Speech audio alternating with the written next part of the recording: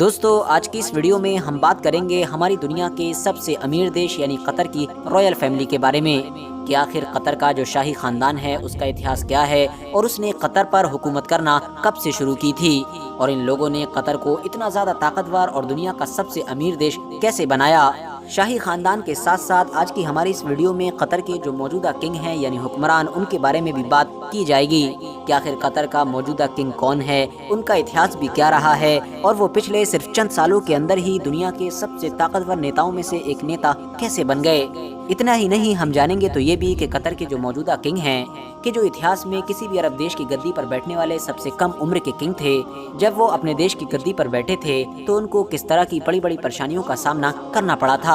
اور آخر انہوں نے دنیا کے ان 3 طاقتور دیشوں کو کیسے ہرایا تھا کہ جنہوں نے راجا کی گدی پر بیٹھتے ہی کم عمری کا فائدہ اٹھاتے ہوئے ان کے اوپر حملے شروع کر دیے تھے۔ تو چلیے آج کی اپنی اس ویڈیو کو ہم شروع کرتے ہیں اور ان ساری ہی چیزوں پر روشنی ڈالتے ہیں۔ دوستو سب سے پہلے بات کرتے ہیں شاہی خاندان کے بارے میں۔ تو میں آپ لوگوں کو بتا دوں کہ قطر پر جس خاندان کی حکومت ہے اس کو التھانی خاندان کے نام سے جانا جاتا ہے۔ یہ اس وقت دنیا کے سب سے امیر خاندانوں میں سے ایک خاندان ہے۔ بات کریں اگر بیک گراؤنڈ کی تو یہ خاندان پچھلے لگ بھگ 250 سال سے لگاتار قطر کے اوپر حکومت کرتا آ رہا ہے۔ اس خاندان کے پہلے حکمران کا نام اتہاسک کتابوں میں شیخ محمد بن ثانی بتایا جاتا ہے، جنہوں نے 1851 سے لے کر 1878 تک قطر کے اوپر راج کیا تھا اور تب سے لے کر آج تک لگاتار ایک کے بعد ایک ثانی فیملی کے 8 لوگ قطر کے راجا بن چکے ہیں اور آج کے دور میں قطر کی گدی پر جو انسان بیٹھا ہوا ہے ان کا نام شیخ تمیم بن حمد الثانی ہے اور یہ ثانی فیملی کے 8ویں حکمران ہیں جو 2013 سے لے کر اب تک قطر کے راجا بنے ہوئے ہیں۔ حالانکہ دوستو یاد رہے کہ ان 250 سالوں کے اندر دنیا کے دوسرے بہت سارے علاقوں کی طرح قطر کے علاقے پر بھی انگریزوں نے راج کیا تھا اور بعد میں دوسرے دیشوں کی طرح ہی وقت کے ساتھ اس کو آزاد بھی کر دیا تھا، مگر انگریزوں کے راج میں بھی الثانی فیملی کا دبدبہ قائم رہا تھا۔ وہ اس لیے کیونکہ انگریزوں کا راج ہی الثانی فیملی کی رضامندی کے ساتھ شروع ہوا تھا۔ ہوا یہ تھا کہ جب ہماری دنیا میں فرسٹ ورلڈ وار شروع ہوئی تھی تو دنیا کے دوسرے چھوٹے چھوٹے دیشوں کی طرح قطر کو بھی اپنی حفاظت کی فکر ہونے لگی تھی۔ اس کو پتا تھا کہ اگر اس نے دنیا کی کسی بڑی شکتی کے ساتھ ہاتھ نہیں ملایا تو کوئی نہ کوئی بڑی طاقت اس کے اوپر آ کر قبضہ کر لے گی اور اس کے پاس تو ایک طاقتور اور بڑی آرمی بھی نہیں ہے کہ جس کی مدد سے وہ اپنے علاقے کی حفاظت کر سکے۔ اسی لیے فرسٹ ورلڈ وار کے دوران ہی الثانی فیملی نے انگریزوں کے ساتھ ایک سودا کر لیا تھا جس کے مطابق انگریزوں کو قطر کے دشمنوں سے قطر کی حفاظت کرنی تھی اور بدلے میں قطر نے بھی انگریزوں کو اپنی زمین سے نکلنے والے تیل اور گیس کا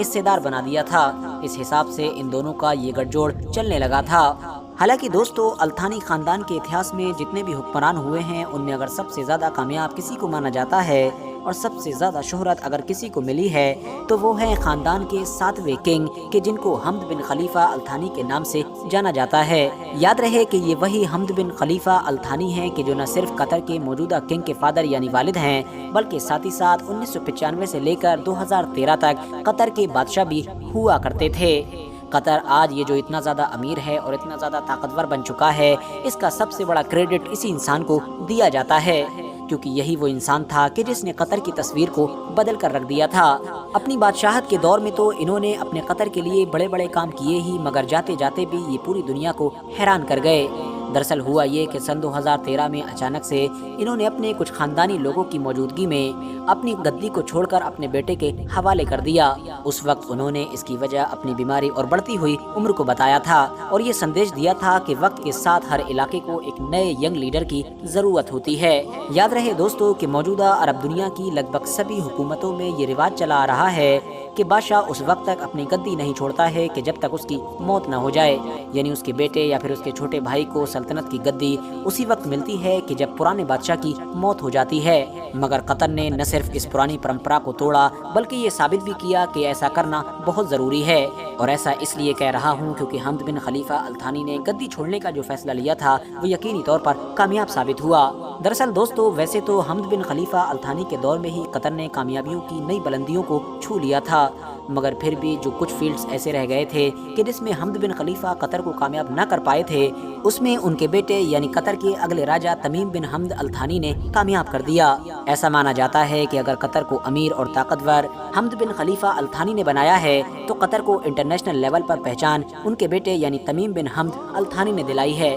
वरना उससे पहले तक कतर दुनिया की पॉलिटिक्स का इतना बड़ा खिलाड़ी नहीं माना जाता था। दोस्तों, कतर के मौजूदा किंग यानी तमीम बिन हमद अल थानी का जन्म 3 जून 1980 को कतर की राजधानी दोहा में हुआ था। इस हिसाब से इस वक्त इनकी उम्र 42 साल है। इन्होंने अपनी शुरुआती पढ़ाई तो कतर में ही की थी, मगर आगे की पढ़ाई के लिए इनको यूके भेज दिया गया। इसके अलावा इन्होंने 1998 में मशहूर रॉयल मिलिट्री एकेडमी से अपना ग्रेजुएशन कंप्लीट किया। दोस्तों, तमीम बिन हमद अल थानी सिर्फ दुनिया के एक समझदार और बड़े नेता ही नहीं हैं, बल्कि ये फिजिकली भी हद से ज़्यादा फिट माने जाते हैं। वो इसलिए क्योंकि अगर आप लोग इनके पास्ट को उठाकर देखोगे तो आपको पता चलेगा कि दरअसल ये एक स्पोर्ट पर्सन भी हैं। आमतौर पर गूगल पर इनको सर्च करने पर आप लोगों को इनके बहुत सारे ऐसे फोटोज़ मिल जाएंगे कि जिसमें ये आप लोगों को फुटबॉल खेलते हुए नजर आएंगे। कतर की आर्मी में भी इनका एक लंबा इतिहास रहा है, यानी ये कह सकते हैं कि ये एक सैनिक भी हैं। इतना ही नहीं, सन 2003 के दौर में इनको कतर की आर्मी का डिप्टी कमांडर ऑफ चीफ भी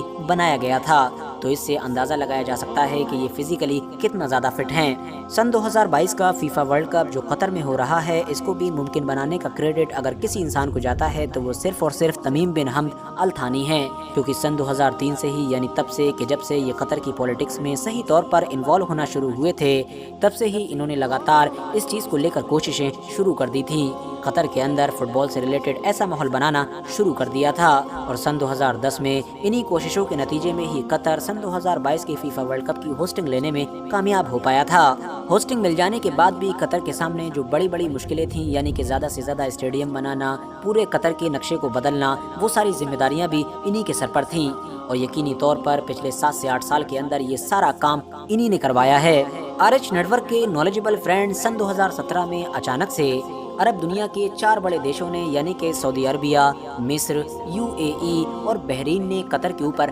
बैन लगा दिया था। कतर के समुद्री, जमीनी और हवाई रास्ते को पूरी तरह से ब्लॉक कर दिया था, यानी एक तरीके से कतर को दुनिया से आइसोलेट करने की कोशिश की थी। और ये इसलिए किया गया था क्योंकि इन देशों की तरफ से कतर के ऊपर ये इल्ज़ाम लगाया गया था कि कतर न सिर्फ कुछ ऐसे ग्रुप्स को फंडिंग कर रहा है और उनको सपोर्ट कर रहा है कि जो ग्रुप अमेरिका और इस जैसे कुछ देशों की तरफ से आतंकवादी घोषित किए जा चुके हैं, बल्कि साथ ही साथ ईरान जैसे देश से भी दोस्ती का हाथ बढ़ा रहा है और हमेशा दोस्ती रखा हुआ है। जबकि ईरान न सिर्फ अमेरिका का बल्कि सऊदी अरबिया और इस जैसी कुछ अरब कंट्रीज का भी दुश्मन माना जाता है। फिलहाल बैन लगाते वक्त इन सभी कंट्रीज को ये उम्मीद थी कि कतर हमारे इस बैन को चंद दिन भी नहीं झेल पाएगा और परेशान होकर 1-2 हफ्ते के बाद ही सरेंडर कर देगा और हमारी सारी शर्तों पर मान जाएगा।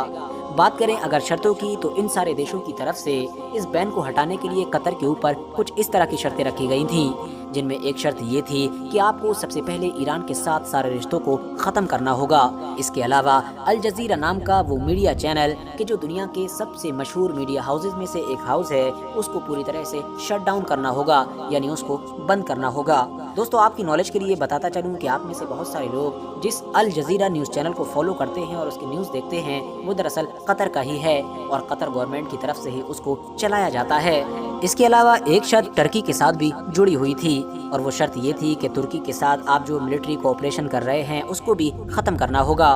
फिलहाल कतर ने जैसे ही इन सारी शर्तों को देखा तो फौरन इसको रिजेक्ट कर दिया और एक भी शर्त पर हामी भरने से इनकार कर दिया। नतीजा ये हुआ कि वक्त गुजरता गया मगर कतर के ऊपर ये बैन लगा रहा। दूसरी तरफ कतर ने भी इन सारे देशों के सामने झुकने की बजाय अपना दूसरा हल निकालना शुरू कर दिया और उसने किया ये कि अरब के इन सारे देशों को अपने हाल पर छोड़कर तुर्की, ईरान, ओमान और कुवैत जैसे देशों के साथ अपनी दोस्ती को पहले से भी ज़्यादा बढ़ाना शुरू कर दिया। इन लोगों से लेन देन शुरू किया, इन लोगों से बिजनेस बढ़ाया, हर चीज़ में इन्हीं से सब कुछ किया जाने लगा। और ये सारी चीज़ें अब उन देशों का गुस्सा और भी ज़्यादा बढ़ा रही थीं कि जिन्होंने इन सारी चीज़ों को रोकने के लिए ही कतर के ऊपर पाबंदी लगाई थी। इन्हीं सारी पाबंदियों की वजह से तमीम बिन हमद अल थानी को गल्फ काउंसिल की जो सालाना मीटिंग होती है वो सन 2018 और 19 यानी दोनों की ही छोड़नी पड़ी थी। मगर 2020 का आखिरात आते ये बात पूरी दुनिया के सामने क्लियर हो चुकी थी कि जिन देशों ने कतर के ऊपर बैन लगाकर उसको रोकने की कोशिश की थी वो अपने मंसूबे में नाकामयाब हो चुके हैं, क्योंकि जब आकलन किया गया तो ये चीज़ सामने निकल कर आई कि इन सारी पाबंदियों की वजह से कतर के ऊपर ज़र्रा बराबर भी कोई फर्क नहीं पड़ा है। कतर जहां खड़ा था वहीं खड़ा है, बल्कि उससे तेजी के साथ उसकी ग्रोथ हो रही है। मजबूरी में आकर अब इन सारे देशों को कतर के ऊपर से न सिर्फ वो सारे बैन हटाने पड़े, बल्कि खुद कतर के ही साथ इन लोगों ने अपने रिश्ते नॉर्मल कर लिए। बगैर किसी शर्तों को माने हुए कतर के ऊपर से इन सारी पाबंदियों के हटने को कतर देश के लोगों ने एक जीत के तौर पर सेलिब्रेट किया था, और तमीम बिन हमद अल थानी भी अपने आप को एक काबिल नेता साबित करने में कामयाब हो गए थे, क्योंकि जाहिर है जिस वक्त वो गद्दी पर बैठे थे उस वक्त वो कतर के सबसे कम उम्र गद्दी पर बैठने वाले राजा थे। आज की अपनी वीडियो को हम यहीं पर ख़त्म करते हैं। वीडियो पसंद आने पर न सिर्फ वीडियो को लाइक करें बल्कि अपने फ्रेंड्स के साथ भी ज़रूर शेयर करें, और इसी तरह की नॉलेजेबल और हिस्टोरिकल वीडियोस हमेशा देखने के लिए हमारे इस चैनल को सब्सक्राइब करके साथ ही में बेल आइकन को भी प्रेस कर दें।